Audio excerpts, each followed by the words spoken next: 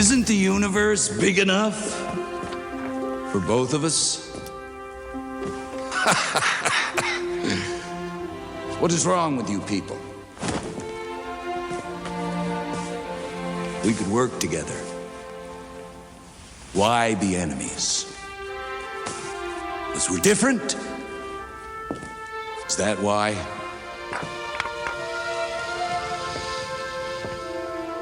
Think of the things that we could do. Think how strong we would be. Earth and Mars together. There is nothing that we could not accomplish.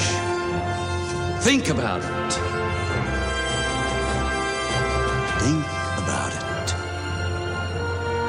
Why destroy when you can create? Welcome to Back to the Frame Rate, part of the Weston Media Podcast Network, a weekly podcast discussing movie news, reviews, and recommendations. Our theme this week is alien invasions, and we just heard a scene from Tim Burton's Mars Attacks. Today, we'll be returning to Steven Spielberg for our second film in his retrospective series. And later on in the show, in our recommendation shelf segment, we're focusing on alien invasion films and offering up some recommendations from that genre. I am Nathan Shore, and with me are Ellie Escobar, and returning is Sam Cole. Yeah. Hi, everybody. It's great to be back. It's a pleasure. Hola, I missed you hola. guys. Missed you guys. Really good to be here. We missed you so much, Sam, you. and it's great to see you after 2 weeks where you were literally phoning it in. That's very true. That's like literally true. Yeah. It's actually nice to actually hear you and not like that. I Yeah. loved my first non sequitur appearance where I forgot to introduce myself, and it just cuts to me talking. It's like, "Hi, I'm a guy in Indonesia, and stuff is happening. Bye." Yeah, and I saw our subscribers just go zoop.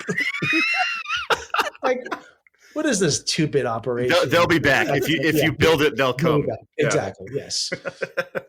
Well, Sam, I think just in case this is anybody's first show, and I'm guessing it is because, but anyways, do you want to just tell some of our audience, what you've been doing the last couple of weeks? Sure, yeah. So I just got back from Bali, Indonesia. I was there the first 2 weeks of May, and I went there to shoot episodes for my YouTube travel series, Walks of World, handles Walks of World 1981. And I purposely went there without much of a plan because the way I like to travel is I like showing up somewhere and learning about it and doing stuff on the fly and having the freedom to do that. I'm not the kind of guy that has like a tour and like itinerary planned out. I got there, I rented a scooter / motorbike, learned how to ride, and the crazy, insane traffic that is Denpasar in Bali. And I became very good at it and surprisingly more aggressive than the other drivers, which I don't know says good things about me. But it was a blast. I had a great time. Lots of adventures, summited a volcano, lava fields, lots of swimming. It went insanely well.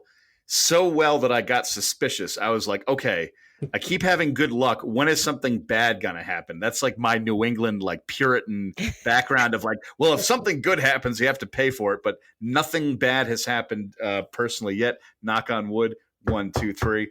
But yeah, it was a great experience, and it went smoothly. I mean, that's basically the gist of it. That's wonderful. I'm extremely jealous that you had that experience, but that's wonderful to hear. I look forward to seeing the episodes that you're going to be releasing coming up. Yeah, me too. I They'll be good. them. Lots of cool stuff coming up. I had a python wrapped around me, and I touched a lot of snakes, and it was scary and fun. It was good times. Very Indiana Jones and the style of Destiny. I was about to make an Indiana Jones reference. Yes. But did you bring any snakes in the plane? No, there were no snakes on the mother effing plane. Love it. Oh man, Oh, but yeah, that's it's great. good to be back and kind of exhausted, but doing well. The jet lag was like, I was like, where am I? Who am I? I woke up. I didn't know what room I was in. I was like, oh man, I missed the flight. No, the flight already happened. Okay, I'm good. Yeah. I never know what jet lag really feels like because I don't know. It just feels it in a brief nutshell for me. If you travel east to west and you go like earlier in the day, that does really well for me. I don't have the jet lag. It's west to east, but coming back from Bali, you cross the Atlantic. like you cross the Pacific, like the international date line. So I literally went 12 hours back in time and arrived in LA at 9 a.m. And for me, it was 10 o'clock at night the next day. Wow. So I was like, I'm going to try to stay awake, try to get through the day. I fell asleep at 2 o'clock in the afternoon, woke up at midnight, and I was like, oh man, I'm screwed now. So were you in the future and then you were in the past, or were you in the past? Exactly. I was in the future and then I went back to the past. I went back to the frame rate to come back here to record with you guys. So that's exactly what happened. Look at that. But did you meet yourself in the past? And I did, and I told him, don't worry, things will work out, but you got to get rid of that gut, man. You're carrying too much of a stomach and you got to lose some weight because it was hard going up that mountain because you eat too much junk food. And the younger Sam said, okay, I'll listen to you. Just like that. That's awesome. Imagine though, if you could like see yourself on the other side. Oh my goodness, it'd be so freaky. Oh, if I could go back in time and talk to myself, I'd be like, create Twitter, create Facebook, steal it from everyone. Like, I wouldn't do that. No, that's horrible. I'd But just maybe, say invest in Google. Yes. I knew somebody that invested in Google back in, I don't know, the 90s, and they retired. Wow. Yep. That's amazing. They retired in their 40s. Oh, gosh. Anyways, so that is wonderful to hear. I don't really have much to report on my past week, except for I've been just working like a dog, but so I'm not really going to share much. Ellie, and I don't know about you. Anything you want to share? No, actually, it's been a pretty quiet week. Just taking care of my mom. She's had surgery on her knee. She's doing really well. Oh, that's good. Yeah, and she's gonna be 80 in July. My dad's gonna be 80 in July. Yeah, we're making a big party for her, but don't tell her. Okay. No, I'm making a secret party for my dad as well, because if I told him about it, he'd be like, I don't want to do that. I'm like, nope, I'm doing it. You can't. You have no say. You're having a gathering. He does not listen to this podcast. Yes, no, he does not. He doesn't. He wouldn't know. With respect to my father, whom I love, he would not know how to find a podcast on the internet. When is your and dad's if he's listening birthday? to this right now, Dad, I apologize. You're a great person, and thank you for raising me to be the charming person that I've turned out to be. Yeah. Hey, Sam, when's your dad's birthday? July 26th. Shut up! Are you serious? What, is that your, your mom's birthday? My mom's birthday is July 25th. I knew it was going to be close. I said the force is with it. Yeah. Oh my goodness! Yeah. My birthday is July 28th. Really? That's amazing. Yeah. And my dad's birthday is July 7th. All right. What the flabbergaster? All these people with birthdays. Crazy. What the fuck is that? No, I said focus. I am born in April, which is an Aries, so I'm like a warmongering, like, What day in April? April 13th. My niece is April 2nd. Oh wow, cool. When's your birthday, Nathan? July 28th. Oh yeah, he just said it. Yeah. Talk about spacey, huh? Yeah. I can't argue about that. I'm a Leo. My mom's DiCaprio. Yeah. I'm a Libra. I'm an Aries, but I'm sure they say this to everyone. But I went to this like temple in Bali. They're like, "What month were you born in?" I was like, "April." They're like, "Oh, that is the best one. You are the leader of the universe. Now pay for all this stuff." And I was like, "Okay, that's awesome. I like the compliment. I'm buying everything." I thought they were gonna say you're the guardian of the galaxy. That would be awesome too. But I don't think I could be a good guardian. I'd be too scared to fight the bad guys. Other than that, I'm thinking of taking martial arts because I've been seeing so many movies about martial arts and fighting that I just want to fight. I really want to do kite surfing, and I've taken lessons. Into gray jelly. I'm always afraid of like if I try to learn kite surfing, I had some control over it and I got the basics, but I'm afraid of like a gust of wind like blowing me into the side of a building or something. That's scary. That's like, scary. I couldn't. Yeah. I'd rather just kung fu somebody. Just kidding. Kung Fu, a serial killer. Yay! So yeah, so that's about it. Just chilling. Going with the flow, Joe. Chilling. Good. Mhm. All right. Well, let's move on to our weekly watches and share a little bit about what we've been watching this past week. Who would like to begin? You guys will find this hilarious because I've watched one thing this week because I came back, then I drove up to a wedding in Washington State, and I'm on my way back south. But I did watch, and this is all I've watched this week, so I'm going to report it. Yep. The season 7, the first episode of season 7 of Home Improvement with Tim Allen and Jonathan Taylor Thomas. And it was a very good episode because it starts in September and they're going up to a lake house near one of the Great Lakes. But Tim is having a midlife crisis and he wants to move the whole family to the lake house and start anew because he feels like his children and his wife are having lives and careers that are going on without him. And she convinces him that it's a terrible idea to move to the lake house, to the lodge, that they have all their family and friends in Detroit. And so it's his midlife crisis episode. And that is all that I watched this week, but it was really, really good. Wait a minute, but I did see A Man Called Otto on the plane. I loved that. Oh, yeah. I know Ellie was talking about it the other day. I avoided the movie because of the trailer. I thought it was going to be like kind of sentimental schlock, but it turned out to be a really good movie with great performances. And I knew I was going to like it because this gives nothing away. But the opening scene is like Tom Hanks in a like angry mood, like trying to cut a rope at like Home Depot, and he takes his own knife out to cut the rope. And he's like, the guy's like, well, sir, normally we provide the knife. We do the cutting for you. He's like, why? Do you think I'm going to cut myself and then sue you? And I was like, oh, I love this movie. Angry Tom Hanks. I'm on board. And he gets like a call from like a bot, and he's like, robot, no, robot. And he hangs up. And so that was really good. But I saw that. Oh, good.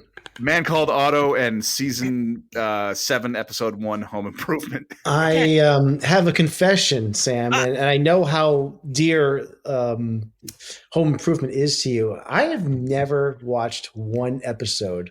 I totally understand that. I never watched one episode in the 90s, mostly because my dad would watch TV at night and I would like be doing homework and stuff. I discovered it later. And I surprisingly love it. And it's difficult to explain why, but it reminds me of like growing up in the 90s because I was the same age as like the kids in that show. So it's like watching, they're not my family, but it's like total comfort food. Yeah. And but my enjoyment of the show is genuine. Like I wouldn't watch it if I was like, oh, this is okay. Like I've ended up watching the whole show, but I totally hear you. I didn't see it in the 90s. Like, only discovered it in a hotel or something a couple of years ago. Yeah. I only watched. I actually did not watch TV at all in the 90s at all. I remember I was in college and it was when I discovered movies mostly in the 90s, and I was bad TV bad. I wasn't into it at all. TV for the most part, I don't think was fantastic in the 90s. There was some good shows, but I caught up on the things I liked later on. But I watched two things in the 90s. One was The X-Files. My Sunday nights were occupied by The Simpsons and The X-Files. That's all I think I watched. Did you like The X-Files movie, the 1998 movie? Yes. My God. Did you see the second one? Did you see the second X-Files movie?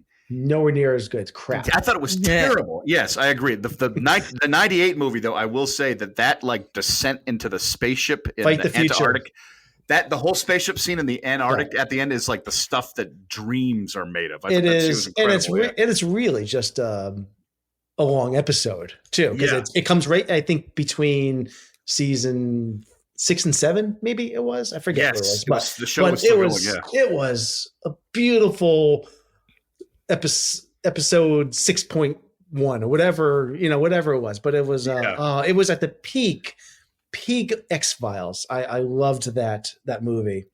I loved it too. So, I recall it's good memories. Yeah, Yeah. Seekonk. I saw the Seekonk Cinema 1 through 10 in the summer of '98. Yeah. Yep. That building is still there, by the way. They haven't knocked it down. I It's just drive right by it practically every day. Yeah, it's just Yeah. sitting there. I gotta like take a video of it and make an episode before they get rid of it and turn. I want to go back in it. Yeah. I want to go in it. I bet it's so like dark and creepy in there and all like, oh yeah. Probably So- mouse there, mice. Yeah. Or something. Yeah. Mice, rats, maybe. Yeah. Spiders. Yeah. Ew. Ellie, how about you? What have you been watching? Oh my god! Talk about the '90s and what you Nathan. You say that you didn't watch. I've always been watching movies and series and TV since I can remember. It's my thing. It's my passion to watch movies since I was a little young girl. And I remember in the '90s, I consistently went to West Newton Cinema to watch specifically foreign films. I was into foreign films back when I was like 21. Oh, It's like cool. just foreign films. That's all I wanted to watch and watch. I did a lot of them. So every week I find myself watching films. And so I have a huge list. I mean, just gonna go really quickly. I watched Fast 10. Is it Fast 10? Yeah, Fast 10 or Fast I like Fast 10 more because like Fast 10 your seatbelts. That's how I think it should be, you know? Fast and Furious. Dude, okay. I grew up watching a car drive. What do you say? Car race? Man, this is where the Spanish English comes in. Race cars.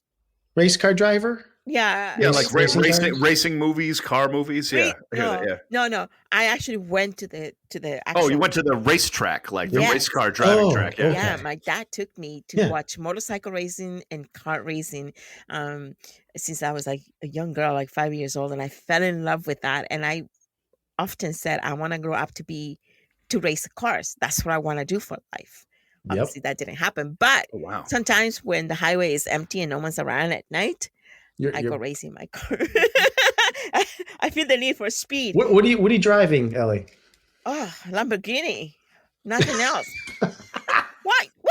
You don't believe me? How dare you? I drive a I just want to get an idea in your world. What is racing? I just picture you are you like right up to like 88 or like flooring into like 120? What are you doing? I picture you like rolling up in your Lamborghini, like, and you just come to a screeching halt and you open the door and I'm walking down the street and you're like, 3-picture deal, loser. And then you just gun it and speed off. That'd be awesome. Yeah. I would love to be. Sometimes when I drive and during the day, I put these epic soundtracks in the car, Yes. and I imagine that I'm in this movie driving. Of course, I'm driving slow because it's daylight and policemen, and so. But no, I wanted to be that, and so I actually enjoyed it. Don't let the Enjoyed cops movie. keep you down. I don't know. I'm like, Señor, ¿qué pasó? No. So I really thoroughly enjoyed it. Its acting was cheesy. The plot is cheesy, but I really love the badass women in the movie. Charlize Theron is one of my favorites. She's in there, obviously. I love Charlotte. Michelle Rodriguez. And I'm not gonna spoil the movie, and I'm gonna but at the end another person showed up anyway, but I'm not gonna say it. So I also watched Succession. Yeah. My favorite series, Love and Death. Everybody watches Succession. I got to see that show. Everyone talks gotta. about it. I haven't seen a Seriously. single episode. Yeah. Yeah. I even want to I'm a watch it couple again. episodes behind right now. I want to go back and watch it from the beginning again, even though I'm at the end almost. And I watched Ted Lasso, obviously. And then Is next week the finale? yes. Okay. I'm 2 episodes behind. I gotta catch up before Sunday. Yeah, and I This think Sunday, yeah. next Sunday is the finale for Succession too. Next Yeah, Sunday. that's what I'm saying. Yeah, Yeah. I got 2 episodes to watch before Sunday. It looks, dude, the finale. I saw Mm. some previews. It looks really great, been- so I can't been- wait. I also watched the movie The Sun. Have any of you seen that movie? No. What was Love and Death though? You mentioned Love and Death. What is that? Love and Death is a series on HBO with the one of Elizabeth Olsen. Oh, that's right. my God, she's I think you mentioned that last Oh, week. someone was talking to me about that week how amazing she is in that. Actually, oh no, at the she, wedding, my friend's wedding, someone was saying that Yeah. yeah, Elizabeth Olsen's performance is she's incredible. Yeah. incredible acting. I love her in this role in this film in this series. She definitely carries the series. She carries it. I'm sorry, but she is the one that carries the series, and I'm loving every single episode. That's awesome. She's amazing. She's amazing in this film, in this series. The Son is with I don't know if you've seen it. I saw it on Netflix, I think. Could be Netflix. Um, it, let me just tell you, I ended up crying in that film. I just, Oh, wow. yeah, it's really sad. And Hugh Jackman is in the film. Hugh Jackman. Yeah. Oh, yeah. Mm-hmm. Yeah. And there's two other ladies that I can't remember their names, but they're pretty famous and they're in a lot of movies. Oh, you know who else is in this movie? The guy from like The Lambs. What's his name? Anthony Hopkins. Anthony Hopkins is in this movie for a brief moment, and I loved it. It's very sad though. If you're not feeling like want to be sad, don't watch it. But I liked it. And then I saw this cheesy Prime movies. Because I don't know, they were just there and they kept popping up when I was watching them. You just couldn't stop them. No, dude, it was ridiculous because I would stop, the movie will stop, and you know how in Prime it's something comes up again, and so it was like from The Perfect Daughter to The One Son. It's one of those like the what do you call those films in Lifetime movies? Oh, like a Lifetime like Yeah, network so it's sad like- movie. Like Yeah, I like saw- Hallmark I- movies. Hallmark movies. Like everybody Yeah. dies, but everyone dies, but the single mother managed to paint a house. Yay. Yeah, it was like the long lost son gone missing. Cradles for Cash. Oh my god, Right. that was so cheesy. Oh my god, the something a wife's nightmare. Yeah, don't know why, but I did watch them, and I'm sitting there watching them, thinking, why are you watching this crap? It's funny. I will oscillate between like serious cinema epic movies, but then I'm the first person to love a movie like The Sorcerer's Apprentice with Nicolas Cage and Jay Baruchel, and he's like, I'm a wizard. He's like, yeah, I'm gonna teach you how to be a wizard. I'm like, I'm on board. This is great, and we're in New York City. I'm having a great time. Yay! Yep. Yeah, and of course I watched our movie that we're watching today. Discussing later. Okay. With joy in your heart, or just Just because she had to. Because I had to, but Yeah. of course, you know, I have my. She hate watched it. I'll wait until I have to say something about this movie. Okay, you're probably Okay. gonna hate me, but I don't care.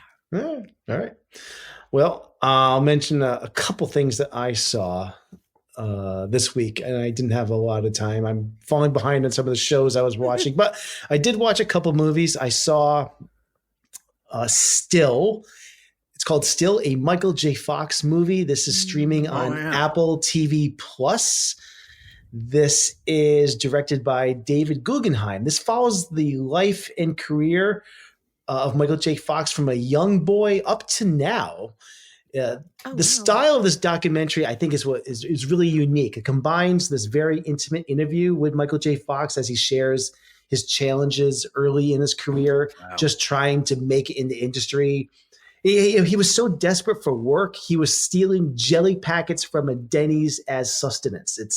It's pretty amazing how desperate he was before he landed that role on Family Ties. Oh, So he gets nice. that role, and shortly thereafter he gets the shot on Back to the Future, and we all know what happens after that. Yeah.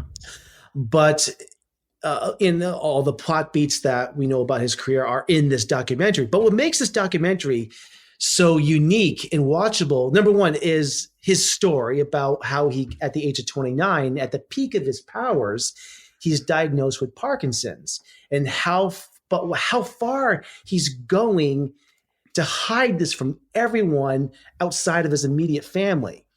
He was popping these pills on a daily basis, and he's keeping them like in his jacket pocket. And he's timing these pills so that he's maintaining this level, throughout his movie career, in his TV career. It's just fascinating how he's managing this. And he's being completely transparent about this in this interview.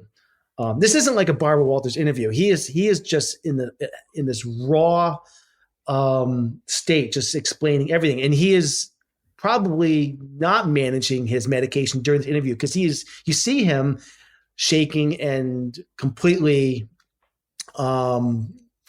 being himself in this, and showing how he has to manage his existence now, where they show him in rehab in physical therapy. It's really heartbreaking seeing this. What's also fascinating about this documentary is the way it's edited, because as he is talking about his story, they're using all this amazing archival footage of him from his movies, from television shows, from commercials, from guest appearances, to articulate all the points that he's making in his interview. And it's a really effective tool to hammer home all the emotional beats and impact of all these struggles that he's going throughout the years. This is one of the best, I'd say, bio documentaries I think I've ever seen. And it's the highest of recommendations. So that is still a Michael J. Fox movie, and it's streaming on Apple TV Plus. So I would love to watch that. I love Michael J. Fox, a huge fan. So yeah. The other thing that I saw this past week, I was catching up on, I'll call it homework, because in a couple of weeks, Spider-Man Across the Spider-Verse comes out into the theaters, and I decided I needed to rewatch the Spider-Man, which I get mixed up. I'm getting mixed up now. But Spider-Man Into the Spider-Verse is the movie that I rewatched. Across the Spider-Verse comes out in a couple of weeks. So I was really excited, because I haven't seen this in 4 or 5 years. Yeah, 2018 is 2023. So it's been 5 years. I can't wait for this film. This is well, I don't think there's much I can say about this that probably our listeners don't already know. This was, I think, a revolutionary animated feature film for its time. The animation style was just amazing. I actually like the character of Miles Morales, I think, more than the Peter Parker character. If it wasn't for this movie, we probably wouldn't have Spider-Man No Way Home. So I think maybe it's the first multiverse movie, superhero movie. I don't know. It might be. I know these movies aren't cheap to make, and it takes a long time, but I really hope that this next movie that comes out makes bank at the box office, because I hope they keep on making these Spider-Man movies. And I think this is it looks like I think about the animation style for this, and I think it's going to influence other studios, and it looks like it is, because have you guys seen the trailer for the upcoming Teenage Mutant Ninja Turtles movie coming out this August? No, I haven't seen the trailer. No, it's really interesting, because I feel like these Spider-Verse movies are having that kind of animation influence on other IPs, because I get the sense that this Mutant Ninja Turtles movie is going after the same animation, that same kind of vibe. So I think it's really cool what they're doing. I'm not the biggest Teenage Mutant Ninja Turtles fan, but this movie coming out in August kind of has that kind of vibe to it. So I really like what these movies are doing, and I think the style of animation is spreading to other studios, which has me kind of excited. I hear that. Like, I'm not the biggest fan of Teenage Mutant Ninja Turtles either, and it's kind of a random comment, but I loved the 1990 live action Ninja Turtles, like Jim Henson movie, because it was a full-on, it was almost like R-rated level, like villains and action, gritty New York City. Like, it was so not tongue-in-cheek that I missed that tone. Like, the Foot Clan and the Foot Soldiers were like realistic, like hardcore, scary crime syndicate in that movie. And I was blown away as like a little kid back then, but that different time. Yeah. Yep. So Across the Spider-Verse comes out into theaters on June 2nd. So I'm looking forward to that. Yep. So that is what I have been watching the past week. So I think it is time to get to our main review, War of the Worlds. I need you back in 4 instead of 12. I got half a career coming in. I can't. You know what your problem is? I can think of a couple women be happy to tell you. 8:30? We said 8 o'clock. Hello, Dad. Hello, Rachel. We'll be back by 9:30 on Sunday. Mom says you got a report due on Monday. What do you know, Ray? Everything. Rachel, want to see something cool? He hid right behind our house. Lightning doesn't strike twice. You believe this, Ray? Every single car? Oh, I've never seen that many strikes of lightning in one spot. You feel that? There's something down there, and it's moving.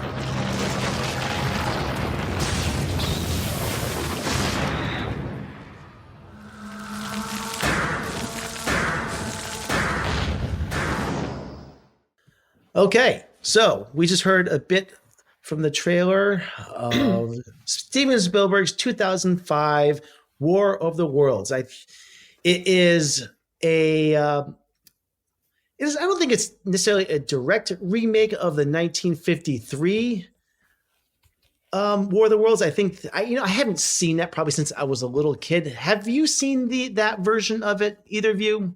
I did, Nope. but so long ago that I've not. I wouldn't trust my memory to talk about it. But I did see it. Yeah. I kind of, when I knew we were going to watch this movie, I was inspired to see if I could at least check out part of it. And I think I saw it maybe in the 80s on cable at some point, but I have never gone back to rewatch that as an adult. And I am kind of curious how that holds up. It's been a while. Was it as good as the Garbage Pail Kids? Sorry. Or, and sadly, I have not read the H.G. Wells book either. So I'm sad to say, and probably feeling kind of guilty about that, which I know is a classic, but I've never gotten around to it. Boy, I have not read it either. Yeah. Yeah. I'm Me right neither. there with you, yeah. Anyways, so, but let's talk about this film. Came out in 2005, stars Tom Cruise, Dakota Fanning. What do you guys, who would like to begin with their thoughts on War of the Worlds? Sam. Yep, I knew it. Yeah, I was happy to jump to the wolves with this one. And I think even though this is an 18-year-old film, I think we can still give our spoiler-free thoughts on this. Yeah, I'll keep my thoughts spoiler-free at first. So Spielberg has since commented that he said he was making a movie less about aliens, more about the panic and feeling of September 11th. He was trying to make, and I definitely see that. A lot of specific thoughts are connected into spoilers, but without spoilers, what I will say in general about this movie, because I saw it in the theater, for some reason I've bumped into it like 4 million times on television, so it is incredibly clear in my head. I will say that overall, I think this movie has some very good Spielberg moments. Like there are sections in this movie that is like top form Spielberg suspense. But I must say in general, there's always been a quality to this movie that I didn't quite like, and I couldn't put a finger on what it was. And as I watched it over the years, I thought, this is okay, but what is it? Why am I not fully terrified? Why am I not like feeling the suspense? What is it about this movie? And the conclusion that I came to was there are lots of parts of the movie overall in general that feel kind of, the word I would use is stagey.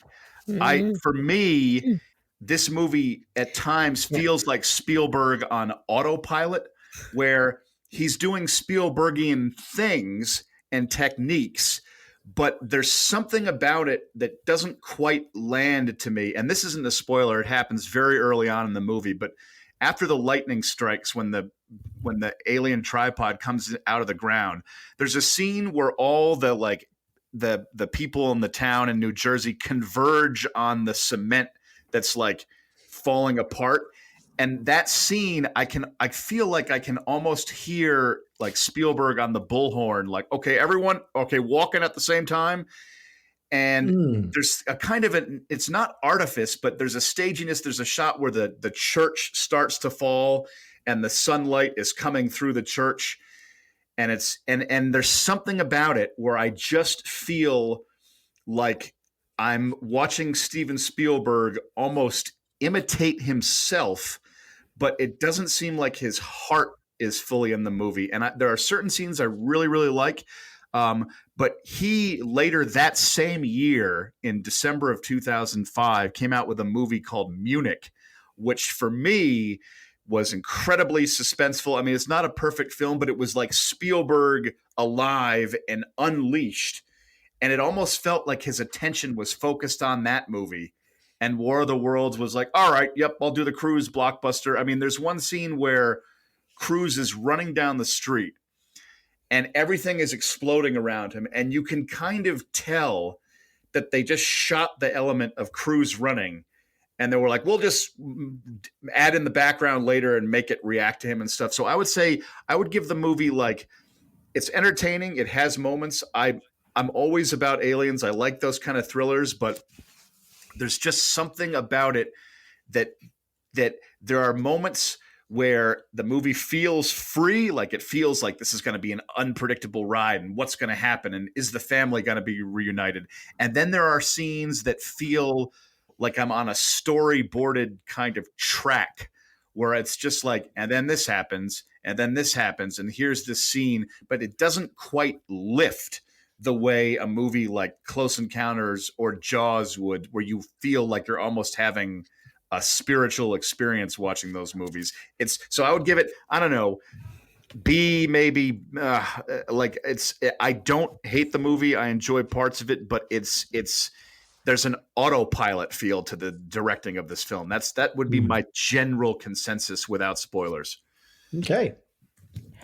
Ellie. Well, let me just say, Sam just basically said everything that I wanted to say. No, so, you're not getting away with that. Thanks, Sam, for letting me know that. But I also feel the same way about this film. And I'll tell you why. Because my first, I think, alien movie I saw was Close Encounters, the third kind. Yeah. And I was young, and it really affected me. Yes. To the point that I became obsessed with alien life ever since. That movie feels like real or something. Yeah, it's like that's the thing. It's more scarier to me, in fact. Way scary. And it's funny is the aliens in that movie turn out to be good, but the terror of the unknown in Close Encounters, like I just got goosebumps thinking about it. And War of the Worlds, it's like, here come the tripods. Just because the little kid too in Close Encounters, right? And it's like, there's something.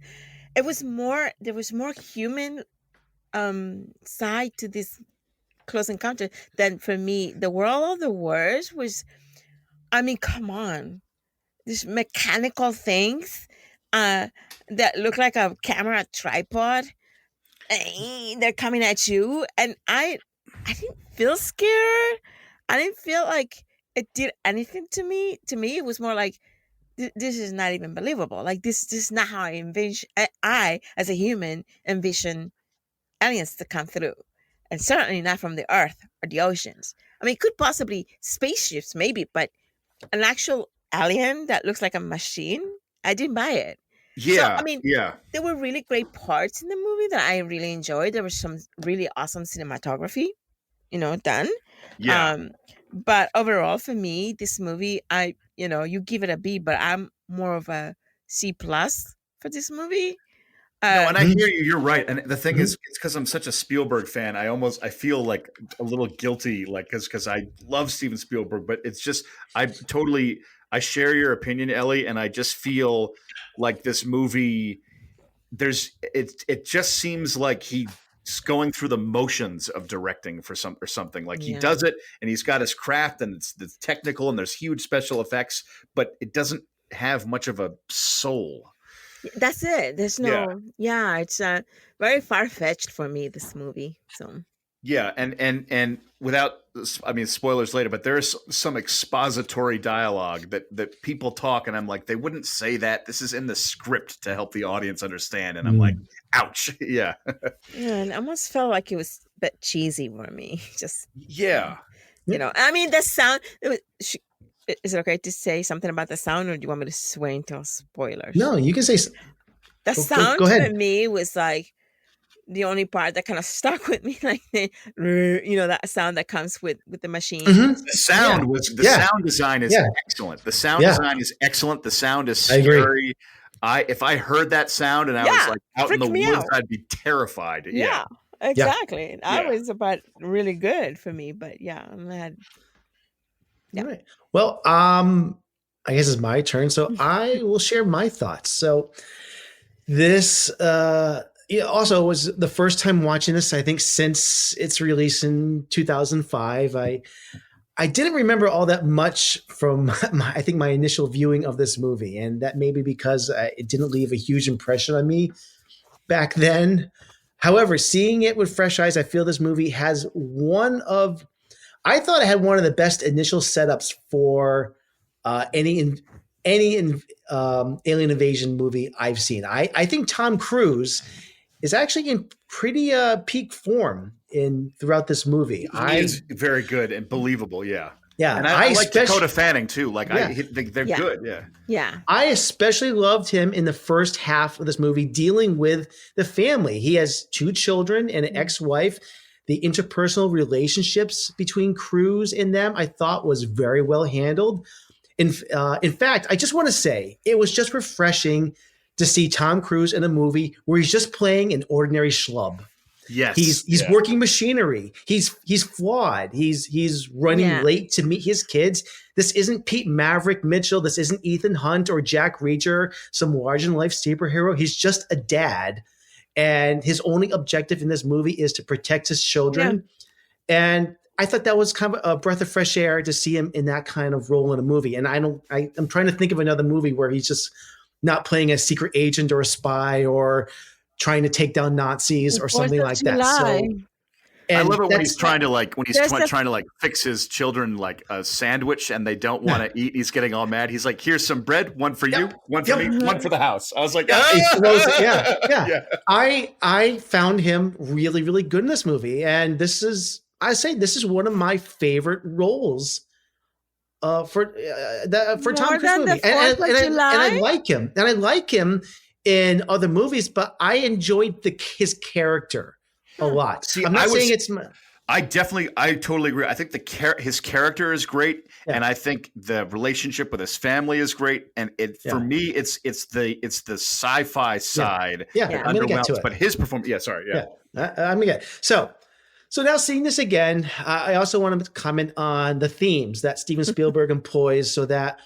Within his movies, there's a lot of those themes that bubble to the surface that are very clear for me, like the broken home, families are fighting, single parents. And of course, I can now imagine a young Steven Spielberg, watching the original War of the Worlds 1953 film, probably in the theater or on his TV as a young boy. It's all kind of, I'm seeing that connection now, and I can see why he probably wanted to make this movie.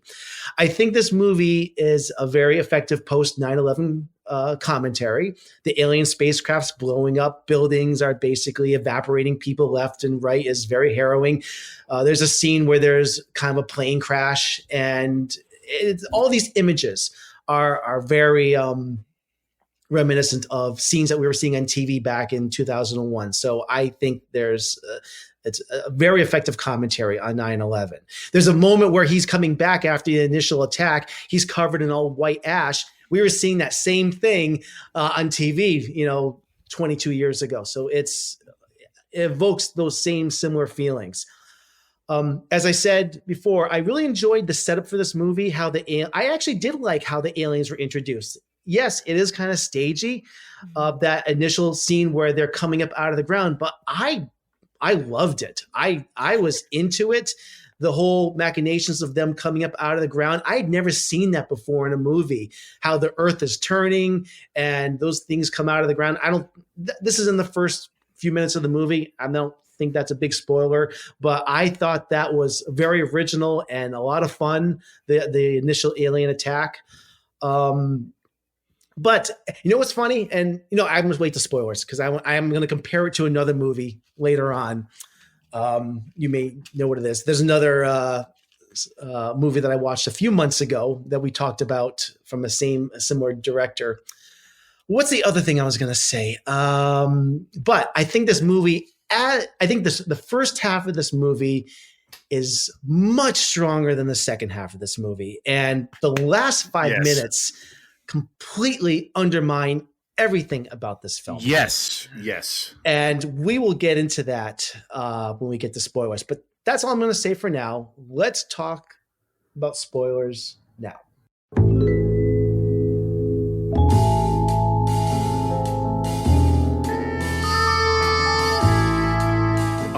I will say one specific spoiler.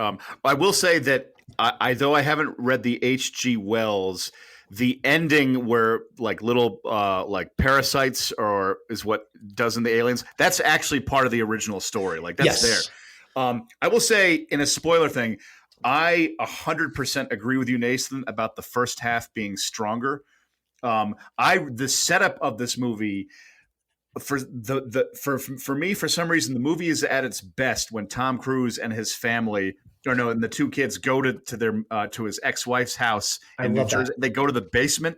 Yep. And they see the lights flashing out the window of the night. But the second encounters. The second the next day starts, the plane is crashed and everything's destroyed. It feels like a universal backlot setup. And there's this dialogue where there's a reporter and he's like, there's more than one. And she's like, what? Are you kidding? They're all over the place. Blah, blah, blah, blah, blah. And she's like, oh, it would have been great if you had something interesting for a good story. I will say that a scene that stops the motion of this movie dead in its tracks is when they get stuck in that like bunker / cabin with Tim Robbins. For like it's a 25 minutes, odd, and it's like that's in the last third of the movie, and I struggle with that scene because it's a very, very odd. Tim Robbins is playing this antagonist, and he doesn't appear to be that at first, but I'm really struggling with that whole scene. But I think it's also trying to make a commentary. Ultimately, that ends with Tom Cruise's character, Ray, I think his name is. He murders the Tim Robbins character in the end. And obviously, it's Tom from, what was I going to say here? But basically, Ray kills Tim Robbins to save his daughter. He becomes the monster, no better than the rest of society that's falling apart around him, all the other desperate humans. But did he really have to kill him? And that's the other thing, it's very odd. It makes Tom Cruise no better than anybody else, I feel like, in the world. Yeah, but in times like that, it's whoever stands, I know he's doing what he has to do to protect his family, but it's a very, very, and by the way, Tim Robbins' performance I find very annoying in this movie. He has a weird Boston. He's a great actor, but he's a great actor, but he chews scenery he's like, whoa, and I'm like, oh, just is it a Boston accent he has, or what? It's like a fake terrible. But I understand Tom Cruise like killing him, and I'm glad that it's off screen. But there's some weird when Spielberg goes for the darkness. Sometimes in this movie, it comes across as awkward.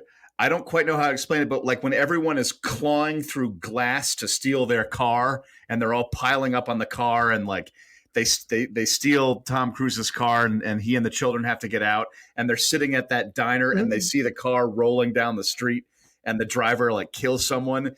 It's so dark and society so is. I just there's something about it where Spielberg is such a warm filmmaker that when he does that darkness, it's almost like he doesn't understand it, but he does. But he's like, well, the people want it, so now they're gonna cut through the glass and shoot each other, and like it just doesn't quite. It's exploitive for me. Yeah, but why does it's almost exploitive? Yeah, well, it's like I don't know. Why would he want to do it because the people want it? Why not just do your Well, I films? don't know if the people want it, but it goes to, what I'm trying to say is a very exploitive moment. We get the point, like society is falling apart, and his car is stolen at gunpoint, pretty much. Well, he's basically robbed of his car by a mob, and you can see like the gun is picked up. One person shoots another person. I mean, it's going to keep carry on and on until nobody's going to be able to take that car. It hammers in the point so strongly that it's almost hit over the head. It's like hit over the head. Yeah, you're hit over the head, and it's like it's not funny, but it's like unintentionally comical because you're watching it and you're like, Jesus. Well, it's supposed to make you feel ill. Yeah. I think this is the point, and I really did feel ill about it. I didn't like the scene, and nothing about it made me feel good. And I think that was the idea, is that this is how ugly society has become. So is it effective because it made us feel that way? But I think that was the idea. But see, even though that's the idea, I don't think it was effective because I wasn't horrified by it. I was just kind of like, if David Fincher had directed that scene, it would have gotten way under my skin. But Spielberg. But here's the thing, though. Spielberg can show incredible human darkness, and it's amazing and terrifying. And I mean, to use the ultimate like scary example, I really think that like Schindler's List is a masterpiece and the darkest chapter of humanity, and not a single moment of that amazing film feels like false or set up to me. It's just, for some reason in this movie, I feel like I'm watching like really expensive storyboards of scenes that aren't quite there yet. Like when they get on the ferry and the boat is tipped over, that's like a big set piece. Yep. And it's kind of like, meh. Like I'm the guy who wants to see that kind of scene and likes that kind of stuff. And it didn't quite do it for me. And I find Tom Cruise's son like irritating out of my mind. He's like, Dad, I have to see this. I have to see this. And he like runs into the fire. It's like, then when he lives, I'm like, oh, just kill him off, like. Is the set, I think one of the issues with the son is it, I don't think it's properly set up as to why he has this need to run off and join the army or to see this, or what is he trying to do? Like, it's unclear to me what his motivations are. He obviously doesn't have the best relationship with his dad, but it was it's like the motivations are unclear, and like and I know that like I know Schindler's List is like an extreme example. I'm just saying that like I know they're two. It's like night and day on those films. I'm just using that as an example because Spielberg is incredible with empathy and human darkness and showing characters and motivation. It just I don't quite feel it in this movie for me personally. Ellie, you were going to say something. No, I was just going to say that for me, that scene when the son goes towards he wants to see what's going on, and it's like you said that he doesn't have the best relation, but because they're divorced, right, with the mom. And so to me, it's like kids, especially like teenagers, and this is by experience, teenage boys seem to sort of connect more with the mom, at least through my experience. And so they hold this sort of a chip on their shoulders when it comes to their dads. Yeah. And for me, this boy didn't want to connect with his dad and has some pain built up because of what's happened, and probably blames Cruz for that. You know what I mean? So to me, it's like it makes sense that he doesn't want to do anything. He wants to be independent. He wants to show his dad that, like, I don't need you. That's how I feel about this boy. So I hear that. I mean, there's an example of that kind of where things don't quite. There's a really cool shot where they're escaping, and their car is the only car that has power, and all the other cars on the highway is dead, and the camera's like spinning around the car. But there's a wide shot that establishes that, and there is a perfect path for their vehicle to drive around. It's just like, how convenient. It's like that shot. It's so that's why when they're in the basement at his ex-wife's house, I feel like, here we go. This movie's starting. unpredictable possibility and adventure and terror is about to happen. And what Mhm. follows after that are scenes where I can see the pulse and the beat, and I can feel the setup. Like when Dakota Fanning goes to the lake, and then one body comes across the water, and then there's like a river of bodies. It's Yeah. good. I get it, but it's not quite. It's hard for me to explain, but I just feel the work going into this. I feel the filmmaking. You're seeing the storyboard behind going on. Yeah, Behind it, and it interferes with the organic Yeah. viewing experience, because there are many Spielberg movies that does not happen to me at all when I watch them. Yeah. Like, Yeah, I did like Yeah. the scene in on the hill, that particular scene where Tom Cruise is running up the hill to get his son and daughter, and has Dakota on his hands. Do you guys that was remember the that good part? scene. Yeah, and like That- Dakota's starting to get separated, and he has to choose Yeah. whether he's going to Yeah, let his that son was an go or help his effective. daughter. Exactly. That was an effective moment where he has to Yeah. make the choice, that awful choice. You know, does he like try to get his son, or you were fearing that his daughter's going to be like kidnapped by some other couple? You know, that was a Which heart-wrenching moment. Like, what does he do at that moment? But that was honing in on like a real emotion. You know, what do you do when you have to like go after one child or the other? You know, Exactly. that's not necessarily about an alien invasion. That's just about like, what child do you save? Yeah, and that part, I have to say, I did find the human part of the story for Yeah. me, where our dad has to make a choice, and Yeah. as a parent, I don't know what do you do, Yeah. you know? So that was really great. I really like that scene. So I want to just mention something about the end of this movie, and I know that, this is obviously based on a book, and I think we can. The big flaw is the fact that the book is flawed. You know, these aliens are taken down by bacteria, and this. It's like the this aliens. bothers It's me. like the aliens and signs. I was about to taken down mention by Signs. water. I want to mention Signs now. Yeah. Great comparison. I watched Signs. You're a huge fan of Signs, Sam. I watched Signs a few months ago as well. I think, though, that movie is handled a little bit better. Mm-hmm. I like Signs. Signs, I'll say, Me is a too. better movie. Yeah, Yes, it because is. it's focused more on Yeah. it's more intimate. Yeah. Yeah, it Even is. though it's stupid that the aliens are allergic to water on a water planet, but other Yeah. than that, I just gloss over that because I like the Yeah. Hitchcockian suspense, and so yeah. Yeah. But I feel like if these aliens were going to were their plan from thousands or millions of years ago was to take over this planet, they should have known this about this a long time ago. Yeah. Their plan was flawed from a long time ago. This aliens and Signs, I'll cut them some slack that maybe, I don't They're know. not intelligent beings. They're not that intelligent. No, they're But- really dumb. But what really hammered home, as if I didn't like the end of this movie enough, we get here's what I'll say. All right, I think we can all agree that we would love Morgan Freeman to narrate our lives, Yes. but his voiceover at the end of this movie does not work. Yeah. All right, I don't know what it is. If the cadence in his voice is just way too happy or uppity, I don't know what it is, but I just find it to be like, and I'll quote it here, and picture Morgan Freeman. From the moment the invaders arrived, breathed our air, ate and drank, they were doomed.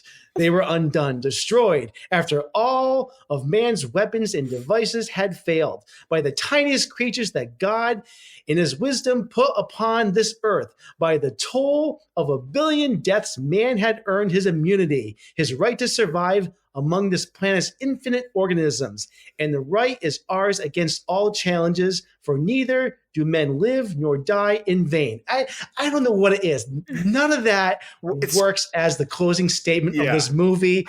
And it's like, oh, just put a little bow tie on this. And It's kind of cheesy. Yeah. It's if there ever was a Deus Ex Machina moment for a movie, it is the end of this movie, and Morgan Freeman coming in at the end of this was just It's Like, sad. what the though. hell? It's sad. I know he's in the All beginning of the- this too, but He's in the beginning. He's like, we were watched by an intelligence far superior to our own, and it was like, it's good, but I know the end of the movie is so underwhelming because of all the situations and organic things that Tom Cruise and his family can go through, when they get stuck with Tim Robbins for a while in the third act, I feel like the movie is killing time and like saving money. It's like, let's go into a basement. Let's flash a couple of lights out the window. You know, the aliens come through the window, and there's the ET reference where they like touch the bicycle. It's kind of like, you know, but when Dakota Fanning gets, you know, kidnapped and they go up into the craft, that's okay. But when the aliens are starting to die and the military is fighting them and one of them just crashes down, that movie limps to the finish line. And it's not like I don't need a huge CGI, like gigantic action sequence. The movie just kind of runs out of steam, and it's like, oh, you know, they got sick and they died. The end. You know, it's like, I just felt kind of I remember feeling a little empty in the theater. And this is really nitpicky. This is just me. Like that last shot where it zooms in on a tree, and it like zooms in on a leaf, and you see the like microorganisms. The branch of this tree is like nebulously floating high up in the sky somewhere, and it's like, what are we looking at? The visual effects shot to me there was kind of not great. Yeah. I'm just biased because I do like the Encounter movie better than this. So I love Close Encounters. The thing is, like, that's why I feel kind of bad criticizing Steven Spielberg, because at his best, he is so amazing. In my opinion, Spielberg at his quote unquote worst, even though he's still really good, to me, it feels like when he does not fully emotionally connect with the material himself, his craft is always amazing, but I just see him just using technical shots for the hell of it. But he always has the craftsmanship, but it doesn't connect in the way it does in like Jaws or Close Encounters or a lot of other Steven Spielberg movies. Yeah, true. I agree with that. All right. I think it's time to wrap up our discussion of War of the Worlds. This was good. I'm glad we did this. All right. Let's move on to our recommendation shelf this week. And, you know, we had a discussion of War of the Worlds. This week we are recommending alien invasion films. How fitting. Maybe we got some better movies than War of the Worlds up our sleeve. So, are either one of these any good? Sir? What? Are either one of these any good? I don't watch movies. Well, have you heard anything about either one of them? I find it's best to stay out of other people's affairs. You mean you haven't heard anybody say anything about either one of these? Nope.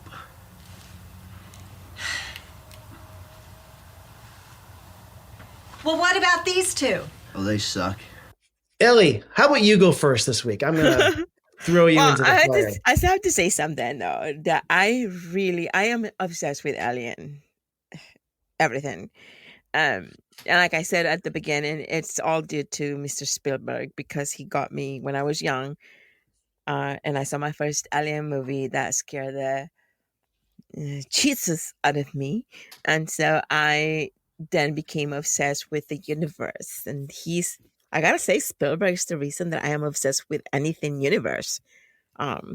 And I consistently go outside at 3 a.m. in the morning sometimes when everybody's sleeping, just to look at the sky to see if I see something, you know? So I love that. Yeah. I'm obsessed. Like everybody's sleeping. It's just me and the universe and the stars and the moon. And I imagine things, and I love that moment, that connection that I have with the universe. So yeah, it's Mr. Spielberg's fault. But so every time there's a chance that there's a movie coming about aliens, I am going to watch. And so I have so many favorite ones. Science is one of my favorite ones too. But I recently saw the movie like a couple of years ago, I believe. I think it was it Nope? Oh yeah. That came out last summer. Yeah. Yeah. It was it last summer? Yeah. The trailer of Nope really got me curious to see the movie. And also because I really like Jordan Peele. I liked him in his comedy show. I thought it was so funny, and the fact that he won the Oscar for that other movie was Get Out. Get Out. Yep. Get Out.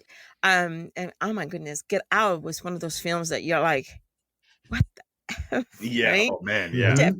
And how he embeds the idea, the notion of racism into his film, and discrimination. That was, and I feel like in this movie, Nope, he does the same thing, But what I loved about this film mostly, it almost reminded me of Spielberg's Close Encounters. For some reason, it really did. It got me to like, I'm sitting there watching the movie because I went to the cinema and watched the film, and I was thinking like, what does this movie reminds me of? And then it dawned on me, it's like, it reminds me of Steven Spielberg's Close Encounters. But Daniel Kaluuya was also in the Get Out movie, so he's worked with him before. I really like this actor. Stephen Young is in there too. Oh wow, Yeah. And I am a fan of Steven. Okay, so anything he does, I'm gonna watch. And there's humor in the film. There's a bit of humor. You know what? I got a bit scared more in this film than The World of the Worst did, and it's the idea of not knowing what's happening, like, and gruesome, the way it attacks the people. Stay in your seats. This is new. They're early. They're giving us a real show today. That they are. They're giving us a real show today. They're ready, we're ready. Welcome to the Star Lasso Experience, only at Jupiter's Claim. Please remember to avoid using your cell phones or any flash photography during the event. Bear with us now. Trained animals can be unpredictable.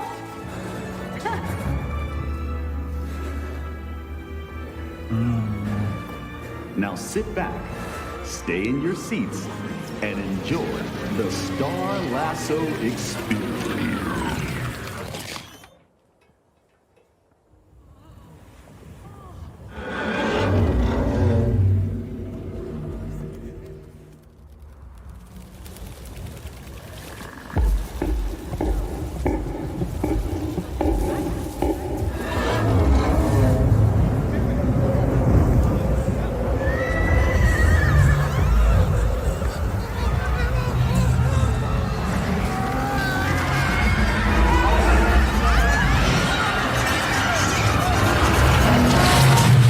Yeah, and it's scary because you don't know what its motivation is somehow beyond. It's the other, it's the outer, and I love that feeling.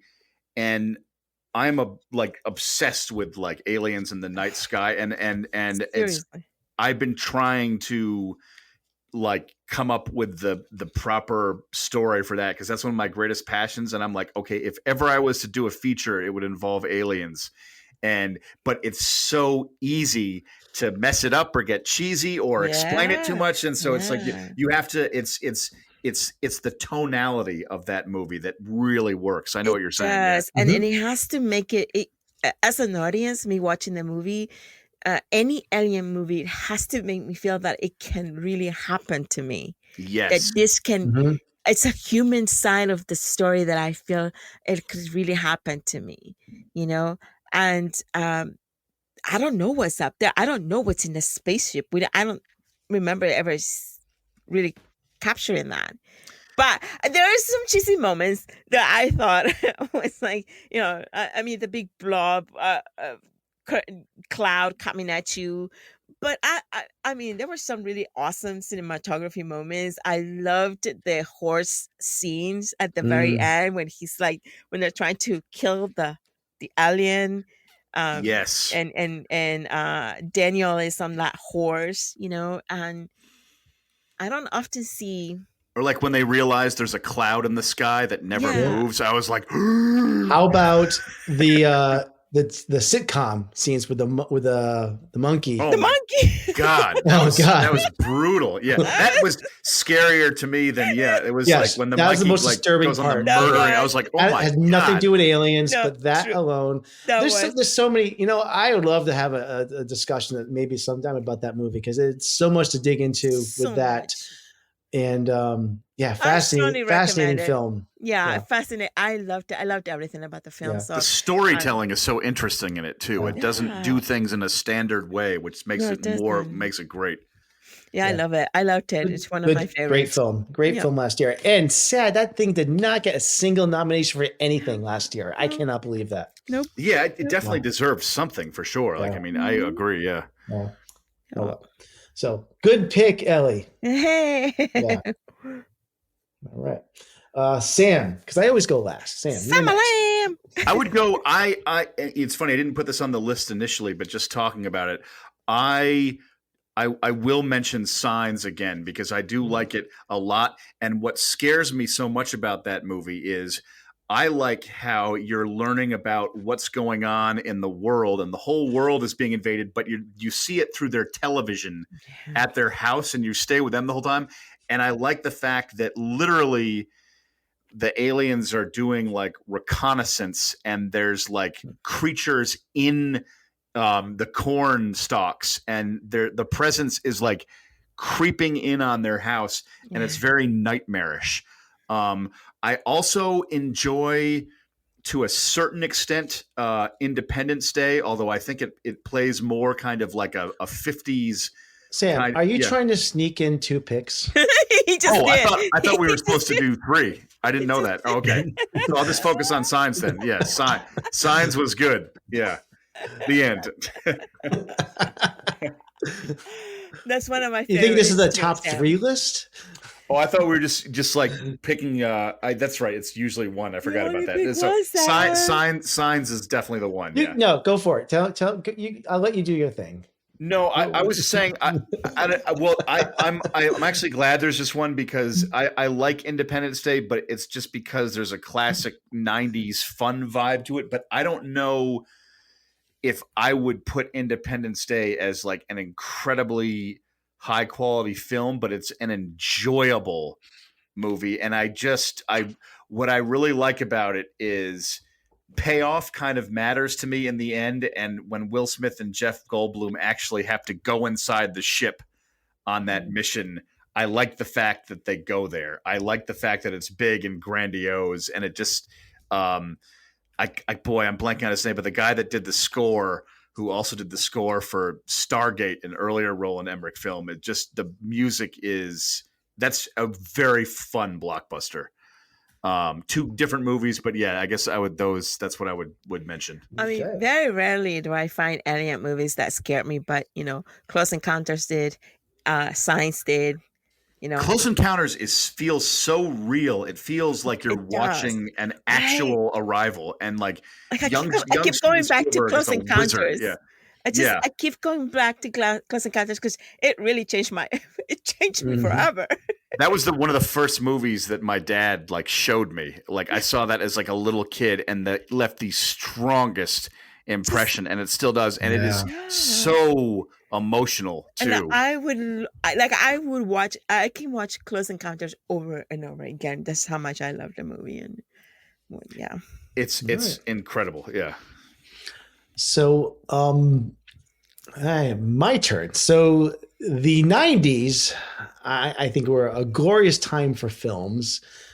Studios were greenlighting anything from up-and-coming directors. And Robert Rodriguez had several underground successes with El Mariachi and Desperado and From Dusk Till Dawn. Yeah. So studios were offering him up lots of scripts to direct. And the next film that he directed after those slew of films, which are some of my favorites, was the 1998 science fiction horror film The Faculty, which is my recommendation shelf pick this week.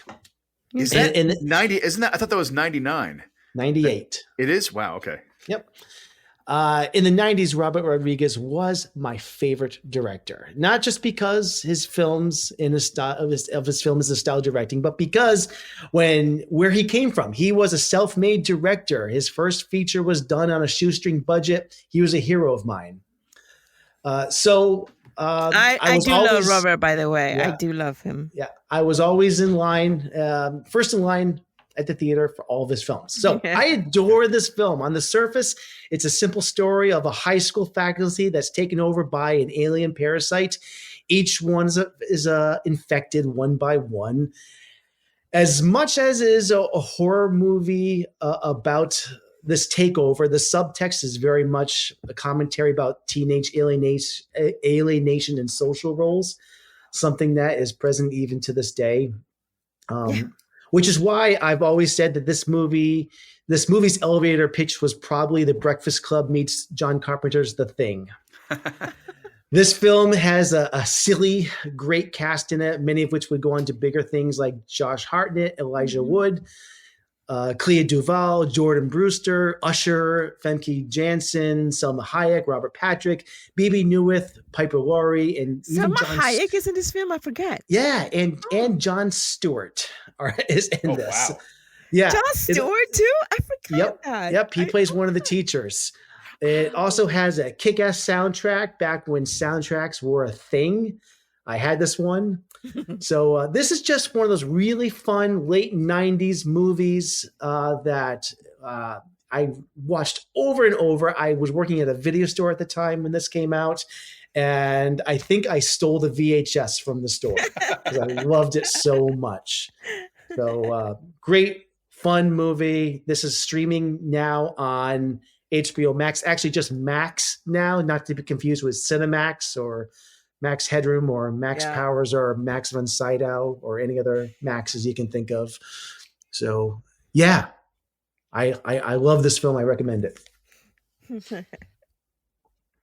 All right. So those are our recommendations this week.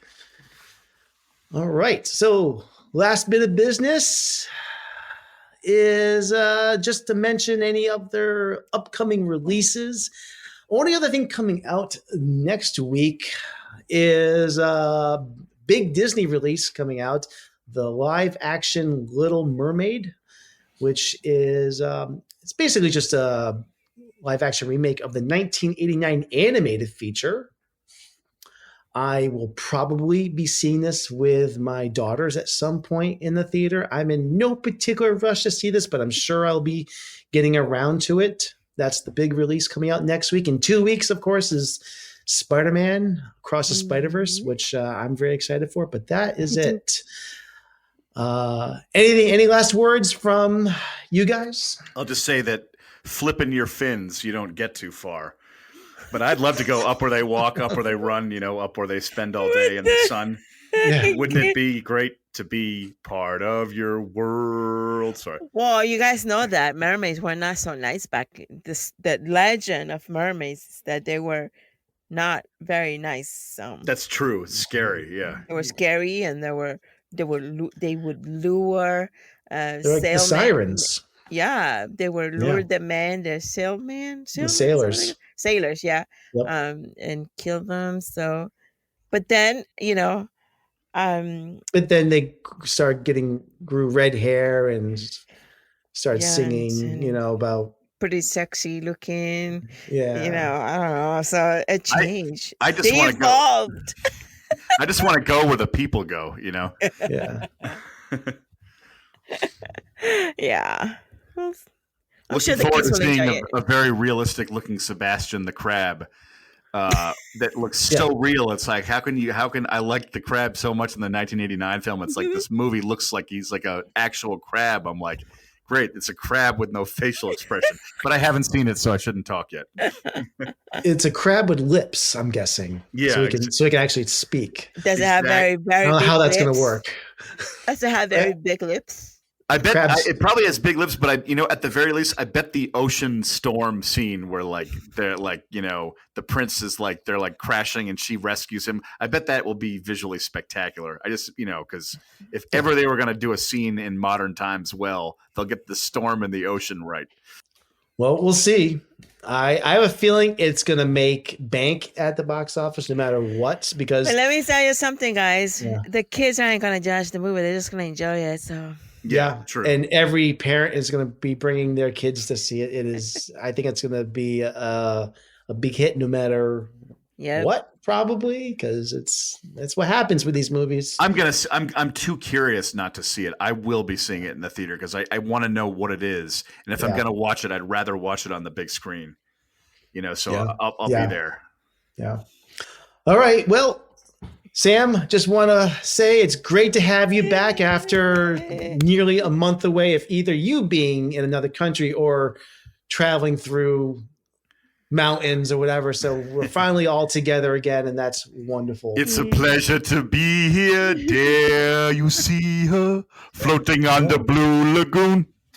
So we're going to be back next week, and we're going to be reviewing the movie Air, which is streaming on Prime, Amazon Prime. And it came out on Prime a couple weeks ago. So I'm looking forward to that. You have both seen this. I have not. So we haven't done a full review of this movie. Mm-hmm. I'm excited about this. You both have watched this and have enjoyed it, but we're going to do a full review. I'm stoked. I think Michael Jordan gets a bunch of money in this movie. I'm not sure. and there's a shoe that gets made, but that's all I know. Woo! That's the story beats. Do we need to do a review? I think I just spoiled everything. So yeah, you just totally did. Yeah. There might be more to it than that. Ben Affleck dies. Whoops. No. Oh no, it's not true. Not true. Not true. Okay, so that's the show, everyone. Thank you for tuning in. Back to the Frame Rate is part of the Weston Media Podcast Network. You can email us directly at backtotheframerate@gmail.com. You can also follow us on Facebook and Instagram at Back to the Frame Rate, and on Twitter at Back Frame Rate. Maybe you should get a better handle. I don't know. And perhaps someday we might get a TikTok, and we'll be TikToking with the TikTokers on TikTok. We'll see. In Montana. Sorry. You can find past episodes. I will get it done this weekend, I promise. We'll see. You can find past episodes of the show and other podcasts from the Weston Media Podcast Network on our website, and I will put the link to that in the show notes. That is all. The show is over. Goodbye, everyone. Adios. Say bye, Sam. God, just would. See you later, fabulous people.